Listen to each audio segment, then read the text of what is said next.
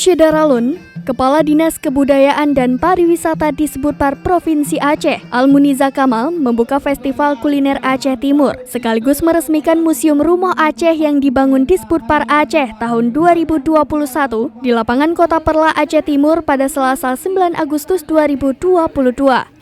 Saat meresmikan Rumah Aceh, Almuniza Kamal didampingi PLT Sekda Aceh Timur Teguh Reza Rizky, anggota DPRA dari fraksi Partai Aceh, Iskandar Usman Alfarlaki dan Martini, Kepala Dinas Pendidikan dan Kebudayaan Aceh Timur Saiful Basri, Kadis Parpora Aceh Timur Syahril, dan sejumlah kepala OPD Aceh lainnya. PLT Sekda Aceh Timur Teguh Reza Rizky menyambut baik event Festival Kuliner Aceh Timur ini, sehingga diharapkan mampu membangkitkan semangat pengusaha UMKM agar terus menciptakan inovasi dalam kuliner.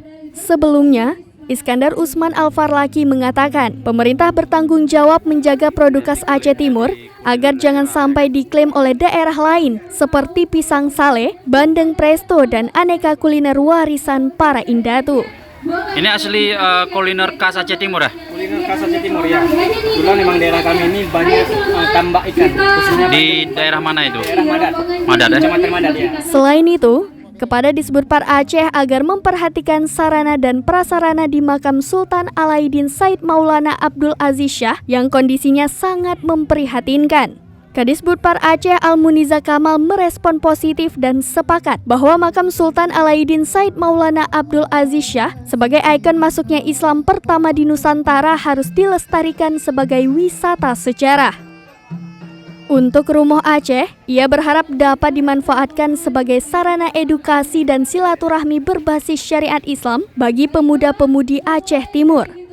Event Aceh Kuliner Festival selama 2 hari, yakni dari tanggal 9 sampai 10 Agustus 2022 ini diikuti oleh semua kabupaten kota di Aceh dengan menyajikan kuliner khas daerah masing-masing dan mampu menyerap 100.000 pengunjung dan transaksi keuangan mencapai 6,3 miliar rupiah. Dari Idi Rayu, Seni Henry, Serambi On TV.